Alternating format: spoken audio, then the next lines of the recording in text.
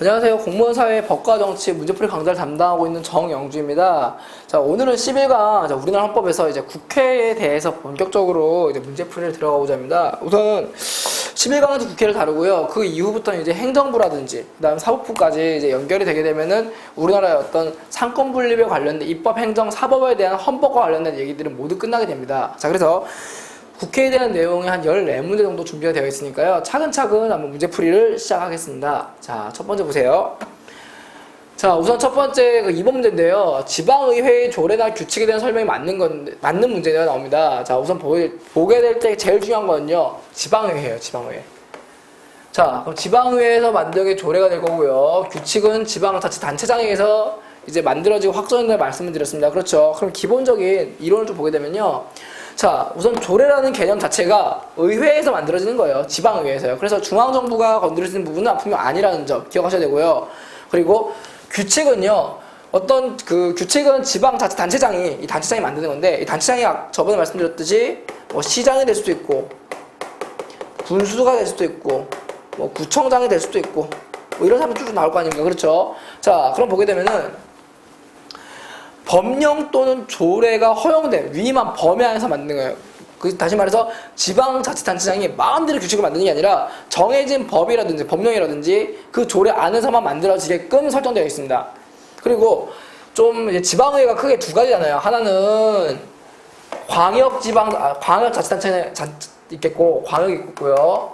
그 다음에 기초가 있고요. 이 두 가지인데 광역하고 기초를 보게 되면 당연히 광역이 상하관계에서는 우위를 점하겠죠. 그래서 상하관계를 논할 때는요.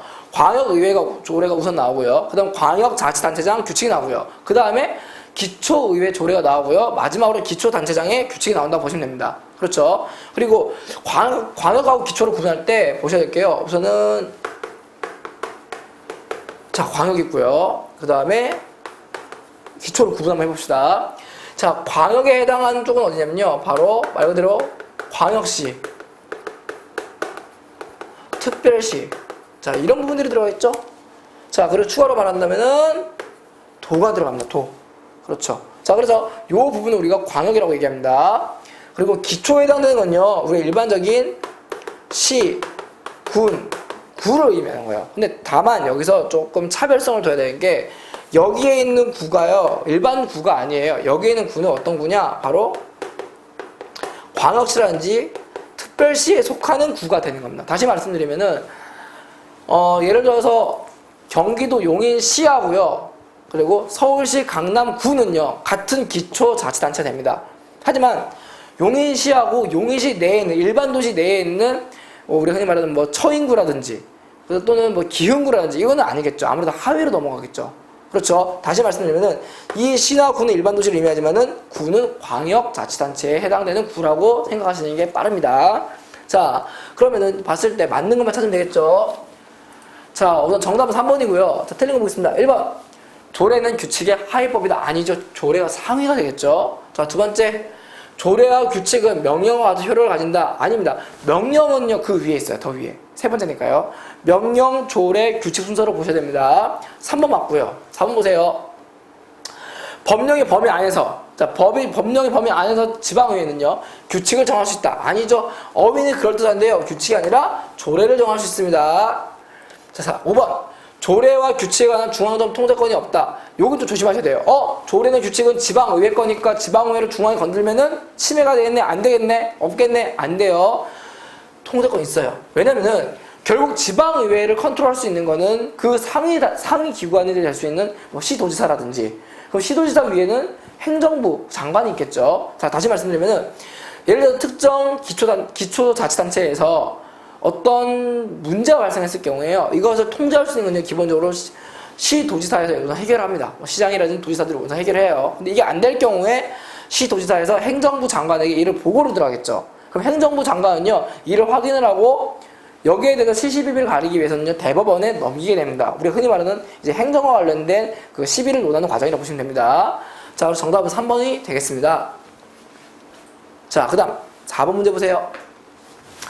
자, 법률의 제정 절차에 대한 설명으로 맞는 겁니다. 자, 이 문제는요, 자, 2001년 대구 교육행정직으로 나왔는데 굉장히 단순한 문제예요. 원래 최근에 이 문제가요, 굉장히 좀 그림으로 해서 많이 나오게 된 부분이 많거든요. 그렇기 때문에 이 부분을 간단히 보시면 됩니다. 자, 보세요.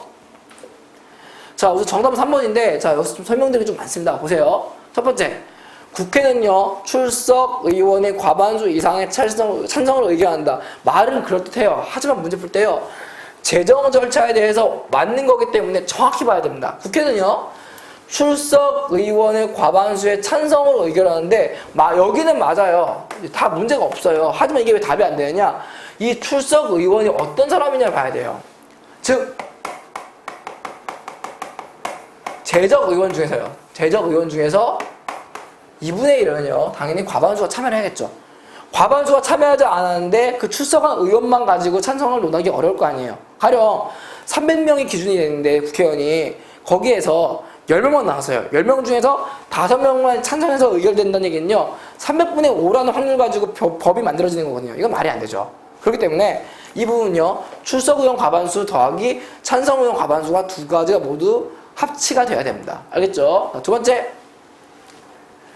자, 국회 본회의 통과하면 법률로 확정된다. 아니죠. 자, 보세요. 법률로 확정된다는 개념은 뭐냐면요, 국회 본회의에서 통과됐습니다. 땅 한다고 되는 게 아니라 이게 대통령한테 넘어가야 되죠.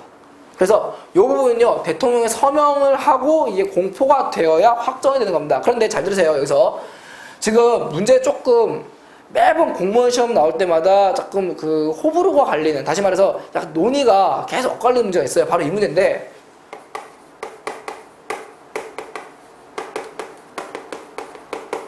이 법률 확정에 대한 얘기는 좀 아셔야 될 겁니다. 이게 아직 저도 이 문제를 보면서 참 이게 좀 묘하다 싶긴 해요. 이게요. 어떤 문제를 보게 되면은 답이 뭐 1번인데 어떤 문제 2번이고, 실제로 좀 공무원 시험에 많이 지금 문제가 이게 오래된 논의가 나오고 있습니다. 그래서 여러분들께서 이 부분을 공부하실 때 저도 나중에 저희 기회가 되면은 제가 게시판에 이 문제만 좀 집중적으로 지금 좀 짚고 넘어가는 문제 칸을 좀 만들려고 좀 생각을 하고 있어요. 뭐 나중에 어떻게 진행될지 모르지만요. 무슨 말씀이냐면은, 보통요, 법률로 확정되는 경우가 크게 가지수가 있어요. 첫 번째는 대통령이요, 그러니까 쉽게 말하면은 법률이 들어올 거 아니에요. 이송될 거 아니에요. 법률이 이송됐을 때 여기에 대해서요, 서명을 하고 공포를 할 경우에, 공포를 하고 이제 뭐 15일, 20일간 시간이 있겠죠. 그 이후에 이제 법률로서 확정이 된다를 가장 기본적인 원칙으로 내세우긴 해요. 그래서 1번 내용이 문제가 없다는 얘기예요, 사실은요. 1번이요. 그런데 만약에 이거였어요. 대통령이요, 거부를 했을 때 있을 거 아니에요. 대통령이 거부권이 있으니까. 그럼 거부권이 있을 때 거부한 이후에 국회에서 재의결에 대한 이야기가 나옵니다. 재의결이요. 그래서 재의결을 했을 때는요, 그때는 다시 대통령이 서명하고 공포를 하는 게 아니라 자동적으로 법률로서 확정이 되는 겁니다. 자, 이런 두 경우가 있어요. 그래서 문제 푸실 때 이 두 가지를 구분하기 위해서는요, 이게 재의결이냐 아니면 일반 의결이냐 그 차이가 있는데, 실제 문제에서는 여기에 대해서 좀 충분한 배려가 없거든요. 그래서 이 문제는 제가 나중에, 지금 아직은 요 단계니까요, 나중에 이와 관련된 문제가 캐치됐을 때 본격적으로 좀 말씀을 좀 드리고자 합니다. 일단 기본적으로는요, 요 두 가지를 기본 개념으로 짚고 가시면 되겠습니다. 자, 그럼 3번은요, 대통령과 국회의원 모두 법률은 제한권이 있다. 맞죠? 우리나라 현재 그렇습니다. 자, 4번은요, 대통령 국회가 의결한 법률에 대해서는요, 거부할 수 있죠. 고유한 권리죠. 그렇기 때문에 거부권이 있다고 보시면 돼요. 자, 다음 문제 가겠습니다. 자, 다음 중 법률로 정하는 것이 아닌 것은, 다시 말해서 법률과 관계가 없는 것을 찾으면 되겠습니다. 되게 쉬워요, 여기는요. 자, 첫 번째, 조세의 종목과 세율. 당연히 법으로 정해야겠죠. 세금의 종류는 이러이러하고요. 세금의 퍼센테이지는 이 정도로 정합시다라고 정하는 게 기본이겠죠. 두 번째, 국회의원 선거구. 당연히 선거구를 법으로 정해야 될 거 아니에요. 뭐라고 했어요? 자, 선거구를 법률로 정한다. 법정주의라고 보시면 됩니다. 그 다음에 계약의 종류와 내용. 이건 아니죠. 자, 계약은요, 국가와 개인이 맺는 계약도 분명히 있겠지만요, 기본적으로 계약이라는 게 당사자, 개인과 개인 간의 내용이에요. 그러면은 개인과 개인 간의 내용이 뭐 문서화된, 서면화되는 것도 있겠지만은 구두 계약도 분명히 있을 거거든요. 다시 말해서 법률을 정하는 게 아니라 이건 당시 당사자 간의 그들만의 협의가 매우 중요합니다. 이 협의가 틀어졌을 때 그 시시비비를 가리기 위해서 법은 존재하지만요, 기본적으로 법률 정해진 건 아니에요. 그렇죠? 가령 이제 집을 구하나 방을 구할 때 보통 이제 대학생들 같은 경우 보통 방을 이제 자취방을 많이 구하잖아요. 그러면은 대부분 다 부동산을 끼고 이제 방을 구할 거란 말이에요. 아니면 만약에 부동산을 거치지 않더라도 직거래라든지 아니면 이제 뭐 아는 사람 소개로 들어갈 경우 계약서를 쓰기도 하지만 안 쓰기도 하잖아요. 그렇기 때문에 계약의 종류와 내용이 굳이 법률 100% 정해진 건 아니란 말씀이에요. 그렇죠? 자, 행정각부 설치 조직은요, 법률로 정해진 거 맞죠? 그래야 행정부가 이제 움직이니까요. 자, 그 정답이 3번이 되겠습니다. 자, 다음 중 국회 의결 관련 과정에서요. 국회 제적의원 3분의 2 이상의 찬성을 필요로 하는 사안을 모두 고른 겁니다. 자, 보세요. 일반적으로요. 가장 일반적으로 국회 일반 법의 의결은요. 2분의 1 개념이 강해요. 그러니까 과반수 국회의원들이 참여를 하셔서 과반수의 득표를 얻으면은 대부분 통과인데 3분의 2를 요구하는 경우가 있어요. 그럼 이 경우는요, 사안이 굉장히 좀 무겁거나 좀 신중하다는 얘기거든요. 그렇죠? 자, 그럼 여기에 해당되는 것들을 이미 리스트를 먼저 뽑겠습니다. 우선요, 국회 제적위원회 3분의 2, 다시 말해서 200명 이상의 찬성이 필요한 경우입니다. 첫 번째는요, 국회의원 제명에 대한 의결이에요. 제명에 대한 무슨 말인지 아시겠죠? 자, 국회의원이 회기 중에 뭔가 중대한 사안에 법에 저촉되는 행위를 통해서 현행범으로 적발됐을 경우에 이에 관해서 국회 안에서는요, 이 국회의원을 계속 유지를 시키느냐 아니면은 퇴출시키느냐를 정해야 됩니다. 이 경우는 국회 내에서도 굉장히 중요한 일이기 때문에 단순하게 과반 얘기가 아니라 3분의 2 이상이 참여하게끔 되어 있습니다. 그리고 두 번째는요, 헌법 개정 의결이에요. 일반 법이 아니라 헌법이에요. 헌법 같은 경우는 나중에 국민투표까지 가야 되기 때문에 이 부분을 감안해서라도 국회의원들의 참여가 굉장히 절실히 요구된다 보시면 돼요. 자, 그럼 세 번째는요, 대통령 탄핵 소추요. 자, 이 부분은요, 탄핵 소추 같은 경우 좀 잘렸네요. 자, 탄핵 소추 같은 경우는요, 입법부가 행정부를 견제하는 내용이에요. 그렇기 때문에 입법부의 참여가 어느 때보다 굉장히 절실할 때거든요. 그러므로 이 부분도 3분의 2의 찬성이 필요합니다. 그리고 대통령 탄핵한다는 게 굉장히 좀 흔하거나 쉽거나 뭐 평범한 일은 아니잖아요. 그렇기 때문에 대통령 탄핵할 정도면은 국회에서도 그만큼 찬성 비율이 높아야 한다는 것을 의미합니다. 자, 그래서 여기와 관련된 내용을 찾으시면 돼요. 정답은요, 디귿과 리을입니다. 보시면요. 기억, 각종 동의와 승인권, 특정 내용이 없죠. 각종이란 말이 나왔잖아요. 그렇죠. 그럼 이건 일반으로 들어가시면 됩니다. 넘어가세요. 그 다음에 계엄선포 해제 요구권. 이거는 그냥 요구하는 거잖아요. 계엄선포 해제니까 계엄선포는 아마 대통령이 내릴 거고요. 그리고 뭐 법률을 예사했겠지만요. 해제는 국회의원들 하는 거니까 요구하는 거니까요. 해제를 국회의원들 요구하시니까 요구권 같은 경우는 일반으로 들어가면 됩니다. 디귿리을 맞고요. 자, 헌법 개정안의 발의. 자, 발이란 말은요, 의견을 제시하는 거예요. 의결 말고요. 알겠습니까? 이거 다른 겁니다. 발의란 말은요, 굳이 3분의 2까지 필요 없어요. 알겠습니까? 일반적인 법도요, 몇 명 이상만 모이면 발의가 가능한 거거든요. 같은 맥락이라 보시면 됩니다. 자, 11번 보겠습니다. 조금 옛날 문제네요. 자, 다음에서 나타나는 국회의 공통적 기능입니다. 자, 문제를 보시면요, 국회만 할 수 있는 공통적 기능이라고 보시면 돼요. 그럼 기본적으로 국회의 기능은요, 보기에 다 써있네요. 국민을 대표하는 기능, 대표자로서의 기능이 있고요. 그 다음에, 국회에 대한 국정, 감시, 통제 기능, 행정부를 견제하는 기능이라고 보시면 되겠죠. 그리고 세 번째는요, 입법에 관한 법을 만드는 당연한 기능이겠죠. 그 다음에 뭐 추가로 말씀드리면 뭐 이제 정책 결정 과정에서요, 예산의 어떤 의결이나 심사 같은 내용도 들어가겠죠. 자, 보겠습니다. 자, 예비비 설치 동의권이 있고요. 탄핵 소추권이 있어요.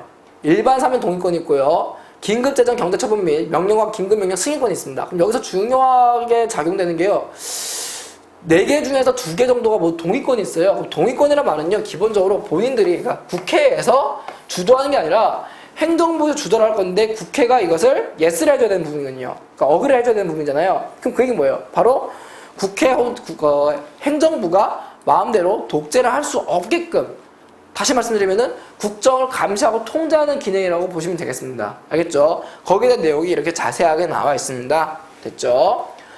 자, 그래서 정답은요, 3번이 되겠습니다. 자, 다음 문제요. 자, 12번. 자, 다음 글에 나타난 국회 구성 원리에 대한 설명으로 옳은 것을 찾는 겁니다. 보세요. 자, 국회 구성 원리예요. 의회 구성 원리죠. 자, 첫 번째, 의회가 2개의 합의체로 구성되어 있다. 의회가 1개가 아니라 2개네요. 자, 두 번째, 이 우리나라 경우는요, 제2공화국 때 채택한 의회 구성이다. 자, 그럼 보게 되면요, 의회가 보통 우리나라가 1개예요. 그러니까 1개를, 자, 의회가 1개라면 좀 이상한가요? 자, 1개를 합시다. 1개를 우리가 보통요, 한 곳에서 모든 것을 컨트롤하기 때문에 우리 이것을 단원제라고 합니다. 단원제. 반면에 2개니까 뭐가 되는 거예요? 2개면요.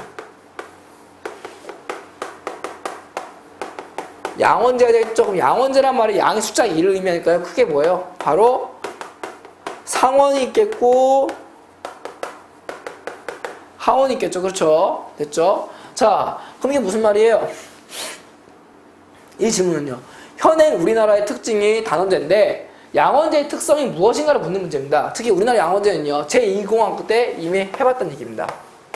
자, 보겠습니다. 기억. 국회의 책임 소재가 명확하다. 아니에요. 국회의 책임 소재가 단원제가 명확하지. 양원제는요. 하원에서 통과를 하고 상원에서 통과를 하기 때문에 통과가 2번 통과되기 때문에요. 명확하지가 않아요. 알겠습니까? 자, 됐고요. 자, 두 번째는요. 정부에 대한 의회적 지위가 강화된다. 의회적 지위가 강화된다요? 관계가 없겠죠, 이건요. 뭐 양원제를 한다 해서 의회가 지위가 확 올라가고 이런 건 아니잖아요. 세 번째, 양원제를 하는 가장 큰 이유는 뭐냐면요. 가장 중요한 이유는요. 사원에서 통과된 내용을 상원에서 한 번 더 심사를 하기 때문에요. 첫 번째는 쉽게 말하면 어떤 시무와 관련해서, 법률 시무와 관련해서 굉장히 신중해진다는 점이에요. 이게 굉장히 큰 장점이죠. 문제는 여기 이게 장점이다 보니까 한 법률이 통과되는데 걸리는 시간적 비용이 굉장히 크다는 게 좀 단점이긴 해요. 근데 여기서는 이제 특징을 물어보니까요. 그 다음에 시무위가 신중하기 때문에 중간에 뭐예요? 하원에서 통과되었을 때 행정부에서 반발할 수 있는 소지도 분명히 있을 거 아니에요. 그러니까 상원에서 한 번 더 조율을 하는 겁니다. 즉 뭐예요? 입법부하고요. 행정부 사이에서의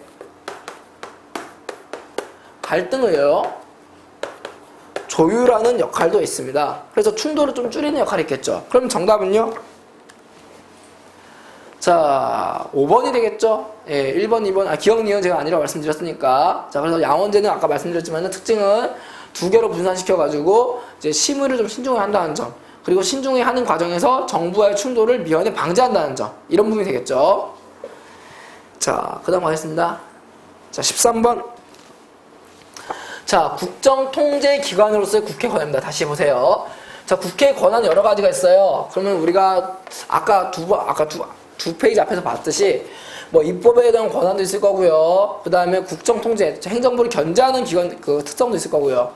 그리고 이 외에도 이제 각종 그 기능도 있을 텐데 여기에서는 국정통제기관만 가지고 보시면 돼요. 그럼 정답은요? 자, 국정감사권, 국정조사권인데 자, 이 문제 좀 알아두셔야 됩니다. 어휘니까요. 감사권하고 조사권은요 비슷한 거는 다른 거예요. 기본적으로 정기적으로 1년에 한 번씩 정기적으로 하는 게 국정감사예요.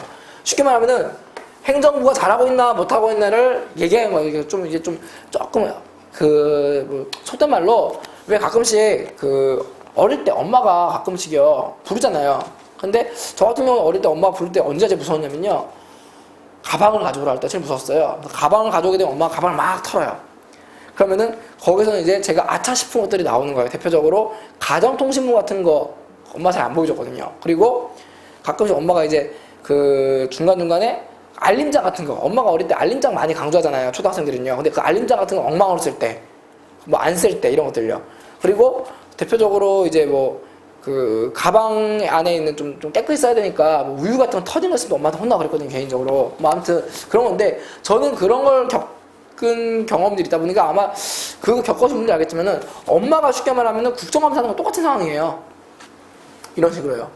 뭐 이런 얘기가 아니면은 가끔씩 아빠나 엄마가 방에 들어와가지고 방에 있는 뭐 책상을 조금 좀 뒤쳐보신다든지 뭐 이런 내용도 되겠죠. 마찬가지로 국정감사란 말은요 입법부가 행정부가 잘하고 있는지 못하는지를 확인하기 위한 차원입니다. 그런데 두 가지예요. 감사란 말은요 전체적인 조사예요. 전체를 확 털어버리는 겁니다. 이 턴다는 표현이 좋은 표현이 아닌데 아무튼 그래요. 자, 그 다음에 국정조사라고 있는데 조사라는 말은요 일단은 전체라는 게 아니라 특별 사안이 있어요. 이 부분만 집중적으로 했으면 좋겠어 라고 얘기합니다. 그래서 이 부분은요 특별 사안이기 때문에 제적의원의 4분의 1이 먼저 요구를 좀 해야 됩니다. 그래서 요구사항이 통과되면은 그때부터 국정의 특별사안을 조사하는 형태인 국정조사가 시작이 됩니다. 자, 이렇게 이해하시면 돼요. 뭐 어쨌든 국정감사가 됐든 조사가 됐든 결론은요, 바로 입법부 입장에서요, 행정부를 통제할 수 있는 국정통제기관으로서 권한이라고 보시면 됩니다. 됐죠? 자, 그 다음 14번 문제 들어가겠습니다. 14번 문제. 자, 큰 그림 나왔네요. 좀 지우고요. 자, 2012년 수능 문제예요. 자, 별표가 3개나 나왔네요.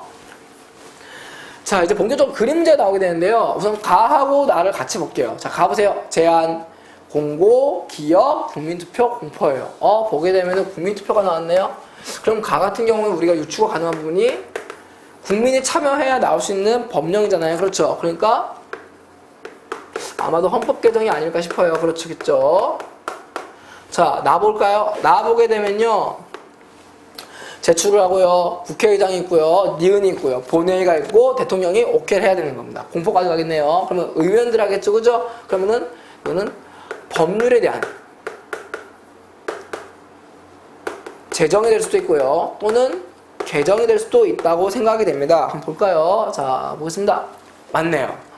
자, 가는요, 헌법 개정에 대한 절차고요. 나는요, 법률 제정 또는 개정에 대한 절차라고 보시면 됩니다. 그럼 봤을 때 기억은 무엇이냐 이 얘기잖아요. 자, 보겠습니다. 이제부터 문제 보게 되면요, 정답 나왔고 보세요. 옳지 않은 것을 찾는 거예요. 옳지 않은 것. 그럼 나머지 다 맞다는 얘기거든요. 그러겠죠? 자, 보게 되면요, 보세요. 첫 번째, 자, 기억에서 통과가 되려면요, 국회 제적위원회 3분의 2 이상의 찬성을 얻어야 된다. 자, 기억이 뭐예요? 기억이. 자, 기억 보게 되면 우리가 흔히 말하는 그 헌법 개정 절차에서요, 그 헌법 개정안의 국회 의결입니다, 이게요. 그렇죠. 아무래도 제안을 하고 공고를 하고 국회 의결을 끝난 다음에 국민들에게 공이 넘어가겠죠. 그렇죠. 그런데 국회에서 의결 찬반을 예했으니까 가결, 부결을 정해야 되는데 이 과정에서 중요한 거는 그냥 법이 아니라 헌법이에요. 그러면은 단순하게 2분의 1 통과 문제가 아니라 더 넘어가겠죠. 그렇기 때문에 3분의 2 이상의 찬성을 얻어야 된다. 맞아요. 문제가 전혀 없습니다. 자, 2번 일단 빼고요. 3번 보겠습니다. 자, 디귿의 경우 대통령이 법률을 거부했어요. 당연한 고유한 권한이겠죠. 보세요. 국회 제적의원 과반 출석과 출석의원의 3분의 2 이상 찬성으로 재의결하면 법률은 확정된다. 자, 확정 또 나왔네요. 법률 확정. 자, 무슨 얘기냐? 일반적인 법은요, 아까 말씀드렸지만요, 보세요. 자, 일반 의결 같은 경우가 2분의 1, 2분의 1이에요. 즉 뭐예요? 제적의원의 2분의 1에서 찬성의원이 2분의 1 경우에는 의결이 통과가 됩니다. 그게 뭐가 되는 거예요? 가결이 되고 이제 법안으로서의 준비가 되겠죠. 됐어요? 그러면은 3분의 1은 관련이 없어야 되죠. 그죠? 하지만 이게 대통령에 의해서 거부권이 들어가게 되면요, 법안이 쭉 다시 뒤로 앞으로 쭉 가게 됩니다. 그러면은 국회의장 입장에서는 이걸 다시 상정을 시킬 수가 있겠죠. 그렇죠? 근데 이 과정에서 다시 상정을 시킬 때는요, 뭐 니은이 보통 여기가 상임위원회거든요. 그럼 상임위원회를 거칠 필요 없이 바로 본회의로 다시 가요. 근데 대통령이 거부했기 때문에 분명 이유가 있을 거라고 국회에서 판단하기 때문에 이 법의 정당성을 더욱 높여야 됩니다. 또 정당성 높이지 않으면요, 어차피 넘어가봐도 의미가 없거든요. 정당성을 더욱 높여서 넘어가야 되면 대통령 입장에서도 인정할 수 없는 분위기를 만드는 거죠. 그죠? 자, 그렇기 때문에 이때는요, 자, 다시 제 의결 시에는요, 자, 보세요. 우선은 출석은 당연히 과반수 이상의 출석을 해줘야 됩니다. 제적의원의 2분의 1 출석을 하는데 어차피 법이니까요. 다만 찬성은요, 과반수 이상이 아니라 3분의 2 이상의 찬성을 필요로 합니다. 아까 일반 의결보다는 조금 찬성에 대한 비율이 강화가 되었죠. 그렇죠? 자, 그러다 보니까 이거는 이 경우에는요, 이게 가결이 됐을 경우는요, 대통령을 거칠 필요 없이 바로 법률로 확정이 됩니다. 어떻게 해요? 재의결 시에는요. 자, 그래서 정답이, 여기는 문제가 없다고 그랬죠. 자, 4번. 가에서 헌법 개정 절차에서요, 공고와 공포는 모두 대통령에 의해 이루어진다. 맞죠? 자, 이거는요, 뭐 대통령에 들어갑니다. 제안은요, 국회의원도 할 수 있는 부분이긴 해요. 근데 이거에 대해 본격적으로 한번 우리 논의해보자라고 공고를 내리는 거는 아무래도 이제 행정부 수장이 대통령이 해야 될 문제고요. 여기서 통과가 됐을 때, 그럼 새로운 헌법이 개정됐을 거 아니에요. 그럼 이 부분에 대해서는요, 누가 알려야 돼요? 대통령이 알려야겠죠. 그렇죠? 자, 그렇기 때문에 공포까지는 모두 대통령이 담당한다고 보시면 됩니다. 자, 5번. 자, 5번 보게 되면요. 가에서의 제안은요, 대통령 발의도 가능합니다. 그리고 나에서 제출은요, 국회의원이 할 경우에는요, 10명 이상의 찬성은 필수입니다. 자, 10명 이상 기준이 있네요. 문제 없습니다.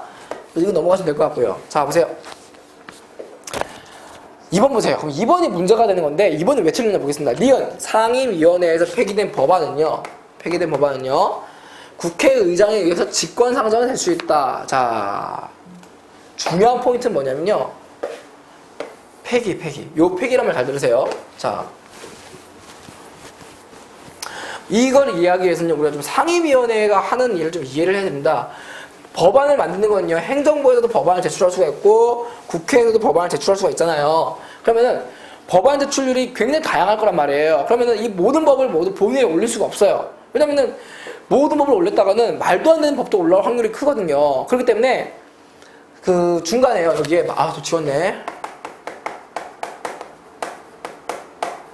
줄여서 상임위라고 하죠. 상임위원회를 둬서요, 이 법에 대해서 본회의에 올려도 좋은지, 문제가 있는지를 심의를 하게 됩니다. 심사를요.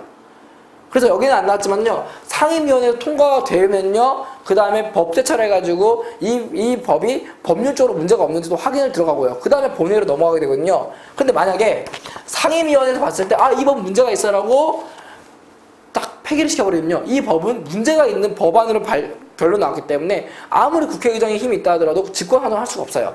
다만 국회의장의 입장에서요, 직권상정을 하려면요, 직권상정이란 말은 국회의장이 이제 이런 부분을 거치지 않고 바로 본회의로 넘기는 걸 의미하는 건데, 직권상정할 경우에는요, 조건이 기본적으로 제출했는데 법적으로 문제가 없어요. 예를 들어 상임위원회에서 폐기시키지 않았는데 시간이 너무 오버가 돼가지고 좀 쉽게 말하면 둥둥 떠있는 법이 있잖아요. 아직 못 넘어간 법. 그런 법에 대해서는요, 국회의장이 그 법을 따로 집어서 바로 넘길 수가 있는 부분이 있거든요. 그게 직권상정이지, 폐기된 법안에 대해서는요, 법적으로 법 자체에 문제가 있다 판단한 법이기 때문에 아무리 국회의장이더라도 직권상정을 하는 데는 무리가 있습니다.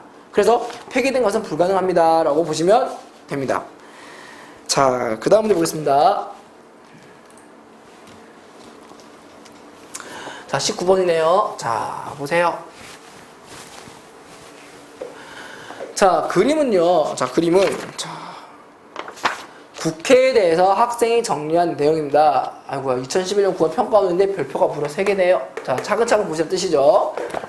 기억에서 미음의 설명으로 틀린 것이에요. 자, 보게 되면은 구성, 의장단이 있네요. 의장 1인과 부의장 2인이 있어요. 국회 구성이죠. 자, 두 번째, 본회의. 재적의원 전원이 구성되면 국회의사로 최종 결정한다. 이게 본회의가 되겠죠. 그래야 본회의 통과가 돼야 대통령이 넘어가겠죠. 자, 그 다음 세 번째, 각종 위원회. 상임위원회와 특별위원회가 있습니다. 자, 상임위원회라면 아까 배웠죠, 우리가. 어떤 거예요? 자, 상임위원회란 거. 자, 깔끔하게 적어드릴게요. 자, 국회 운영을 위해서 굉장히 전문적이고 효율적인 역할을 하고 있는 기구예요. 즉 뭐냐면 법률안을 심의하는 곳입니다. 상임위원회는요, 종류 여러 가지예요. 뭐 국방도 있고요, 교육도 있고, 환경도 있고요. 이렇게 다양하게 구성이 됩니다. 그래서 상임위원회 이렇게 있고요.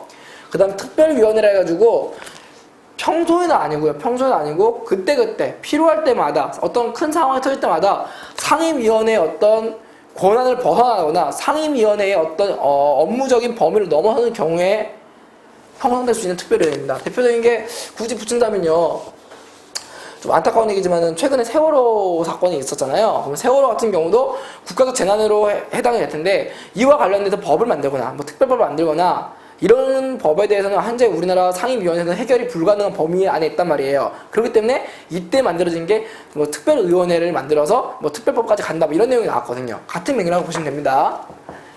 자, 그 다음에 니은은요, 20명 이상의 소속의원을 가진 정당으로 구성된다.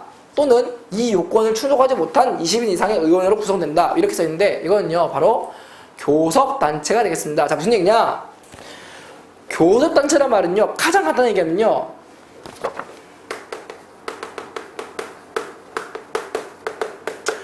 자, 법을 만들고자 하는 사람이 무려 300명이에요.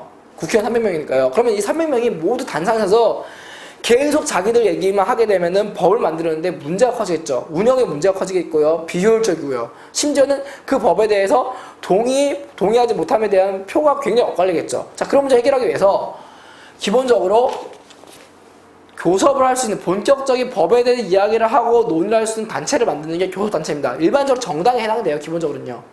자, 기본 정당입니다. 그런데 정당으로 가게 되면 정당이라는 게 정치적 견해가 비슷한 또는 같은 사람들끼리 뭉친 거잖아요. 그게 정당이라 문제가 없는데 자기가 예를 들어서 A라는 정당이 있는데 A 정당에서 이번에 나온 법안에 대해서 자기는 생각이 다를 수가 있을 거예요. 그렇죠? 아무래도 사람이니까요. 그러면은 내 생각과 비슷한 생각을 가진 사람들이 B나 C나 D 정당이 있다고 가정했을 때 B, C, D에 있는 정당 사람과 연합을 해서 내가 교섭단체를 구성할 수도 있고요. 또는 내가 무소속일 경우에 정당 소속이 없는 무소속일 경우에는요. 굳이 정당 소속이 아니기 때문에 대신에 나와 같은 무소속들이 뭉치거나 아니면은 아까 말씀드린 뭐 A, B, C, D의 몇몇 국회의원들과 이제 협의를 해서 이렇게 단체를 만들 수가 있습니다. 우리는 이것을 교섭단체라고 합니다. 목적은 간단해요. 단체를 만듦으로써 의견을 모으는 게 목적이고요. 의견을 모음으로써 모든 국회의원들의 의사를 일일이 다시 물어볼 필요가 없다는 게 가장 특징이겠죠. 자, 그렇기 때문에 이를 통해서 능률적인 진행을 하는 게 가장 큰 목적이라고 보시면 됩니다. 자, 그 다음 회의 원칙 보겠습니다. 회의 원칙은 무려 3개 나와요. 자, 첫 번째, 모든 회의는 원칙적으로 국민에 공개한다. 자, 회의 공개 원칙이죠. 자, 두 번째, 한 회기 중에, 회기란 말은요, 그 본회의가 시작된 기간을 의미합니다. 됐죠? 자, 의결되지 못한 안건은 쉽게 말하면은 본회의로 넘어갔는데 여기서 찬반이 못된 경우죠. 다음 회기 때 계속 지속한다. 자, 우리 이것을요, 회기 계속 원칙이라고 합니다. 세 번째, 일사부재 원칙이라 해서요, 안건이 부결됐을 때, 가결되지 않았을 때는요, 그 회기가 끝날 때까지는 다시 심의할 수가 없는 제도를 우리가 일사부재 원칙이라고 얘기합니다. 그러면은 문제 다시 보세요. 지금 기억부터 미음까지 모두 채워놨어요. 그러면은 적절하지 않은 것만 찾으면 되겠죠. 자, 보겠습니다. 자, 1번. 자, 기억은요, 본회의 전에 법률안을 전문적으로 심의하기 위한 것이다. 맞죠? 문제 없습니다. 상임위원회니까요. 자, 니은. 국회에서 의사를 능률적으로 진행하는데, 좀 효율적이고 능률적으로 진행하는데 기여한다. 맞죠? 전혀 문제 없죠? 자, 디귿. 자, 회의 공개 원칙은요, 정책 결정의 투명성, 공정성 확보다. 맞습니다. 자, 4번 보세요. 자, 리얼은 회기 계속 원칙은요, 제출된 법안의 본회의 통과 가능성을 높이기 위한 것이다. 아니죠. 본회의 통과 가능성을 높이기 위해서는요, 그냥 찬성 많이 하면 되잖아요. 회기 계속 원칙은 통과되지 못한 또는 의결되지 못한 법안에 대해서, 안건에 대해서 다음 학기 때 다시 하는 거예요. 알겠습니까? 지속적으로요. 자, 그래서 정답이 4번이 되겠네요. 됐죠? 자, 본회의 통과 가능성과는 관계가 없다는 점 반드시 기억하시면 되고요. 자, 됐죠? 자, 다음 문제 보겠습니다. 20번 문제 보겠습니다. 자, 다음 표는요, A국의 법률안 가결률과, 자, 가결률 뭐야? 통과율과 이에 따른 여당의 의석률을 시기적으로 나타낸 것이다. 자, 이에 대한 분석으로 적절한 것 찾는 겁니다. 적절한 것 수능 문제였어요. 자, 첫 번째. 자, A국에 대한 법률안 가결률 나왔고, 이렇게요. 가결률. 통과율이 나왔죠. 그 다음에 여당 의석률이 나왔습니다. 자, 근데 차이점은 뭐냐면요. 왼쪽에 있는 가결률은요, 정부가 제출한 거고요. 오른쪽에는요, 의원들이 얘기한 겁니다. 그래서 여기는 행정부가 주도한 거고요. 이거는 입법부가 주도한 법률안입니다. 됐죠? 자, 보겠습니다. 자, 첫 번째. 이 표를 보게 되면요, 우선은 가결률만 좀 볼게요. 가결률만. 행동부 같은 전반적으로 1대부터 4대 이르기까지 가결률이 약간 상승하는 구조죠. 약간이 아니죠. 확 오르네요. 그렇죠? 반면에 의원 발의 법률안 같은 경우는 가결률이요, 상승했다가 떨어지는 분위기로 바뀌고 있어요. 그렇죠? 좀 조금 이 얘기를 좀 현실감 있게 말씀을 드리면요, 최근에요, 복지 국가로 국가들이 지향을 하잖아요. 그렇겠죠? 그럼 아무래도 복지 국가를 지향하다 보니까 복지와 관련돼서 등장하는 계층은요, 그 부서는요, 아무래도 이제 입법부보다는 행정부죠. 행정부의 역할을 강조하는 분위기로 가는 모습이에요. 왜 그러냐면은 복지국가를 지향하기 위해서는 뭐 노동이라든지 환경이라든지 교육 쪽에 신경 써야 되는데 쉽게 말하면은 국회의원분들은 이쪽 다 전문가들이 아니잖아요. 엄밀히 말하면은 이쪽에 있는 관료들이 전문가들이죠. 그러다 보니까 행정부들이 역할이 커짐에 따라서 행정부들이 여기에 관련된 법안을 지속적으로 제출하게 됩니다. 그러다 보니까 행정부 역할이 강해지다 보니까 점점 국가가 행정국가화 현상이 벌어지게 되고요. 이는 다시 말하면 뭐냐면요, 의회 역할이 점점 떨어지게 되는 분위기가 감지가 돼요. 이 보면 아시잖아요. 이런 식으로요. 여기 보면요. 자, 그래서 이걸 우리가 의회 민주주의의 위기라고 보시는 경우가 있고요. 다른 말로는 이제 대의제의 위기라고 보시는 경우가 있습니다. 그래서 이런 문제를 해결하기 위해서는요, 가장 좋은 방법은요, 의회에 뭘 부여하냐면요, 전문성을 부여할 수 있는 방안들이 굉장히 시급하다고 보시면 됩니다. 뭐 그러기 위해서 비례대표도 하고요. 그 다음에 의원분들께서 여기에 노력을 굉장히 많이 하신 걸로 알고 있습니다. 왜냐면 이게 너무 지금 우리나라뿐만 아니라 전 세계 대통령제를 채택하고 있는 국가들이 겪고 있는 문제점 중 하나거든요, 이게. 자, 그래서 보겠습니다. 자, 첫 번째. 기억부터 보세요, 기억부터. 정부가 제출한 법률안이 요거죠. 의원이 발의한 법률안보다 가결률이 높다. 예, 보시기 아시겠지만은 높죠. 둘 중에서 여기도 높습니다. 그래서 기억됩니다. 그러면은 기억이 되는 부분이 1번, 2번, 4번 우선 잡네요. 3번 빼시고요. 자, 니은 보세요. 여당 의석률이 증가할수록, 네, 증가함에 따라, 증가하네요, 이렇게요. 여당 의석률이 증가하고 있습니다. 증가함에 따라 정부 제출 법률의 가결률이 낮아진다. 아니죠. 여당 의석률 증가하고 있고 정부 제출도 증가하고 있잖아요. 그렇기 때문에 아니죠. 자, 니은 다 빼시고요. 네, 그럼 2번하고 4번 남네요. 자, 3번. 여대야소인 경우가 여소야대인 경우보다 정부 제출 법안의 가결률이 높다. 자, 보게 되면요. 자, 보세요. 여대야소는요, 쉽게 얘기하면은 어디다 적을까요? 여기다 적을게요. 이렇게. 자, 여당이 야당보다 강할 경우죠. 그러면 여당 의석률이 높은데 여기잖아요. 그죠? 여기가 여소야대. 보세요. 여당보다 야당이 강할 때죠. 그렇죠? 자, 언제가요? 여당이 강할 때가 정부 제출 법률안 가결률이 높다. 가결률 보세요. 훨씬 높죠. 그렇죠. 그럼 디귿 됩니다. 자, 2번 되겠네요. 자, 리을 보세요. 각 시기에 가결된 법률안 중에서 의원이 발의하여 가결된 법률안을 차지하는 비중이 가장 큰 시기는 2대 국회이다. 자, 보세요. 여긴 좀 계산이 조금 들어가니까 좀 지울게요. 자, 우선 정답은요, 일단 기업과 디귿은 확보가 되었네요. 자, 리을 보시게 되면요. 자, 우선은 초점은 2대예요, 2대. 자, 그럼 보겠습니다. 자, 법률안이 차지한 비중이 가장 큰 시기 2대 국회라고 그러는데 우선 보게 되면 이게 틀린 답이에요. 왜 그러냐? 자, 보겠습니다.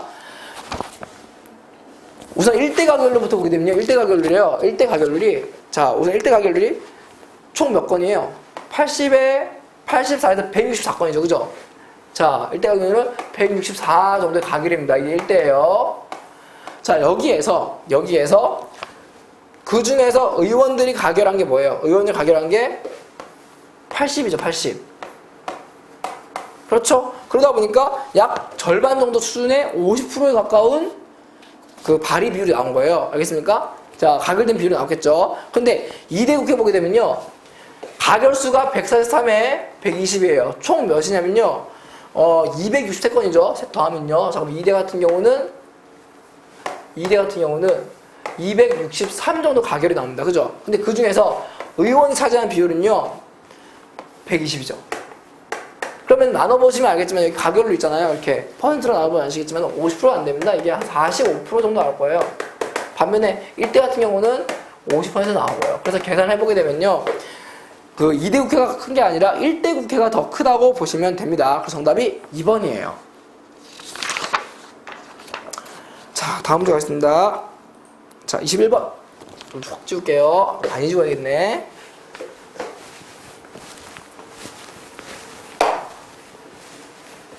자, 다음 제도가 등장하게 된 배경으로 가장 적절한 겁니다. 자, 첫 번째, 교섭단체 소속의 의원의 입법 활동을 보좌하기 위해서 교섭단체에 정책 연구위원을 둔다는 점 하나. 두 번째, 국회 상임위원회에서 위원장 및 소속위원회 입법 활동을 지원하기 위해 전문위원을 둔다는 점 하나. 자, 보게 되면요. 간단히 보시면 돼요. 자, 첫 번째, 교섭단체가 되었든, 그죠? 의회에서. 그 다음에 상임위원회가 됐든 뭐든 간에 정책연구위원회라든지 전문위원을 둔 이유는요. 바로 전문성을 강화하기 위한 입법부, 즉 국회의 노력이라 보시면 됩니다. 이는 아까 문제 말씀드렸던 그 가장 큰 문제는 의회 민주주의 지금 위기가 왔잖아요. 행정부 중심이다 보니까. 그래서 이런 문제 해결하기 위해서 등장하게 된 건데, 자, 정답은 4번이 되겠네요. 자, 밑에 써 있습니다. 자, 사회의 복지국가 현상. 자, 복지국가 나오게 되면 아까 말씀드렸지만은 누가 행정부 역할이 커질 수밖에 없다는 점. 그래서 의회는 이 문제 해결하기 위해서 무엇을? 전문성을 찾아야 된다. 이렇게 말씀드렸습니다. 자, 다음 문제 보세요. 23번 문제. 자, 아까 비슷한 문제 또 나왔네요. 자, 2013년 경찰직이에요. 자, 처음에 오리엔테이션 때 말씀드렸지만 이 문제가 헌법에 있는 법과정치 문제에서 똑같이 나왔다 제가 말씀을 드렸을 겁니다. 그래서 이 문제도 쉽게 풀 수 있습니다. 자, 문제 이미 나왔어요. 헌법이라는 걸 알려줬어요, 이미요. 그렇죠? 그리고 헌법이란 말이 없더라도 알 수 있는 방법은요. 국민투표가 들어간다는 점. 헌법에는요. 반드시. 일반 법에는요. 국민투표가 들어가진 않죠. 자, 그럼 보게 되면은 제안, 공고, 국회, 국민투표 공포가 되는데 일단 옳은 거니까요. 틀린 것보다 쭉 빼면 되겠죠. 자, 보세요. 정답은 2번이고요. 자, 일단 1번부터 보겠습니다. 자, 제안은 국회의원 10명이나 또는 대통령에 의해서 이루어진다. 자, 이건요. 1번 내용은 일반 법률이에요. 일반 법률. 문제 보세요. 헌법 개정일 거 아니에요. 헌법 개정은요. 제적의원의 과반수 이상의 찬성을 해줘야 시작이 됩니다. 알겠죠? 자, 니은 맞고요. 자, 3번 보세요. 디귿은 국회의원 제명 의결과 동일한 의결 종족수를 필요로 한다. 아, 아니죠. 이게 국회의원 제명 의결 이런 동일한 게 아니고요. 일단은 기본적으로 3분의 2 찬성이 무조건 요건이 됩니다. 의결 정족수가 아니고요. 알겠죠? 자, 다시 말씀드립니다. 의결 정족수를 물어보는 게 아니라 3분의 2의 찬성을 요구한다는 점. 요게 다른 점이죠. 자, 4번. 리을은요. 국민투표는요. 유권자 과반수 투표와 투표자 3분의 2 이상의 찬성으로 개헌을 확정했는데 아니죠. 자, 유권자 과반수 표 2분의 1이 참여를 반드시 해줘야 되고요. 투표자, 아이고, 오타가 이렇게 났네요. 3분의 2가 아니라고요. 똑같이 2분의 1의 찬성이에요. 국민투표니까요. 국민들이 묻는 거는 과반수 이상을 묻는 거잖아요. 그렇죠. 그러니까 2분의 1과 2분의 1을 보시면 됩니다. 정답은요, 2번이에요. 자, 24번 문제입니다. 다음은 우리나라의 법률 제정 절차입니다. 이에 대한 설명은 옳은 거네요. 또 똑같은 경찰직 문제예요. 자, 보시면요. 아까 했던 헌법과 달라요. 자, 일단 그대로 가죠. 우선 기업부터 보겠습니다. 기업 보게 되면은 당연히 상임위원회가 되겠죠. 자, 상임위가 되겠습니다. 자, 우선 정답은 2번이고요. 우선 보셔야 될 게 아까 제가 설명을 기본적으로 다 했어요. 그래서 1번부터 보게 되면요. 기업은요, 법률안은 수정하거나 폐기할 수 없다. 가능해요. 왜냐면은 본회의로 넘겨지기 때문에 상임위원회도 아무래도 사람들이 있으면 법을 볼 거 아닙니까? 검토를 할 거잖아요. 그럼 이게 진짜 아니다 싶으면 폐기시키고 괜찮긴 한데 좀 다듬어야겠다 싶으면 수정을 가하겠죠. 자, 그래서 1번은요. 있다고 생각하시면 됩니다. 2번 답이고요.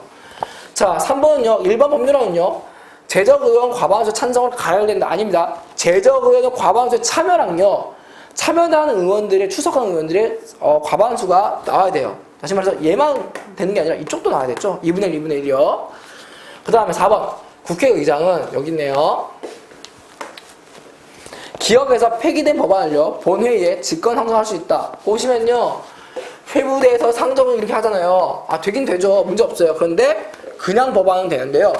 폐기된 법안은 안 됩니다. 아시겠죠? 자, 그 다음 딱 두 문제 남았네요. 자, 보세요. 자, 25번. 자, 지난해 서울시 문제입니다. 자, 보시면요. 자, 다음 그림은 우리나라 예산 편성 및 집행 절차입니다. 자, 문제 나왔네요. 예산 편성 및 집행 절차. 됐죠? 자, 그러면은 기업과 니은을 봐야겠죠. 예산안을 편성하게 되고요. 기업을 거쳐서 예산을 집행하게 되고요. 그 다음에 결과가 나오게 되면 결산 심사를 하겠죠. 그럼 기억과 들어갈 내용 보겠습니다. 기억은요 뭐겠어요? 바로 국회에서 예산안을 심의를 하겠죠. 무슨 얘기냐? 보통 예산안을 누가 만드냐면요, 1년 동안 돈을 이렇게 쓸 거예요 라는 게 정부에서 이렇게 정합니다. 그러면은 국회에서는요, 그래 너희들이 가계부를 잘 쓸 건지 못 쓸 건지 우리가 보겠어 라고 해서 심의를 들어갑니다. 그래서 문제가 없으면요 정부는 예산안을 집행을 들어가요. 이렇게 해요. 그럼 집행이 끝나게 되면 뭐 하게 되는 거예요? 잘했는지 못했는지 평가가 들어가줘야겠죠. 자, 그러다 보니까 이때는요 결산을 검사를 해요. 이때는 감사원에 들어가겠죠. 그런 다음 마지막으로 결산에 대해서 적법하게 이루어졌는지 결산 심사가 들어갑니다. 자, 그럼 보게 되면은 문제 보게 되면요 옳지 않은 거잖아요. 옳지 않은 것. 자, 1번. 자, 예산 편성은요 정부가 한다. 네, 문제가 없죠. 자, 2번. 기억은 국회에서, 니은은 감사원에서 한다. 맞죠? 문제가 없죠. 자, 3번. 기억은 예산안을 심의 의결하여 확정한다.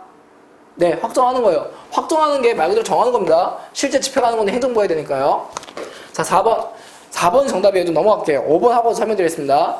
1월 1일부터 12월 말까지 1년 단위로 예산 편성한다. 그래서 예산안을 기본적으로 편성 기간은요 1년으로 기준하게 되고요. 연초인 1월 1일부터요. 연말인 10월 31일까지 맞습니다. 그럼 4번은 왜 문제 보겠습니다. 4번. 예산은요, 회계 연도가 시작되면은 국회에서 기억을 행한다. 틀린 거예요. 시기가 안 맞습니다. 무슨 얘기냐? 우선은요, 국회에서 기억이란 게, 이건 국회에서 하는 거잖아요. 그죠? 그러면요, 국회는요, 회계 연도가 시작하기 전에요. 써있잖아요. 회계 연도가 시작되기 전에 한 달 전까지 의결을 완료를 해야 돼요. 그러니까 시기가 좀 안 맞죠, 지금요. 한 달 전에 완료가 돼야 되는데 시작되면은 국회에서 기억을 행한다니까 틀린 답이 되겠죠. 그렇죠. 자, 언제라고요? 자, 회계 연도 30일 전까지 해야 된다는 점. 자, 그 부분 반드시 기억하시면 되겠습니다. 그 정답은요 4번이 됩니다. 자, 마지막 문제 가겠습니다. 26번이요. 자, 어이구야. 아니네요. 이게 마지막 문제였네요. 네. 자, 일단은 지금 문제가 모두 마무리가 되었는데요. 자, 좀 볼까요?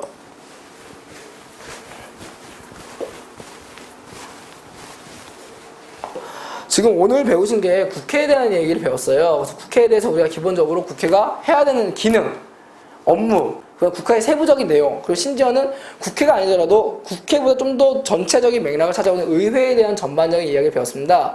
그래서 다음 강의 때는요, 행정부를 중심으로 하는 내용을 배울 거고요. 행정부를 마치게 되면은 이제 사법부, 그리고 헌법재판소까지 좀 범위를 넓혀갈 예정입니다. 자, 우선 수업 들으시느라 고생 많으셨고요. 일단 복습 열심히 하시고 문제 푸시다가 질문이 있으시면 게시판에 꼭 올려주시면 감사드리겠습니다. 자, 수고 많으셨습니다.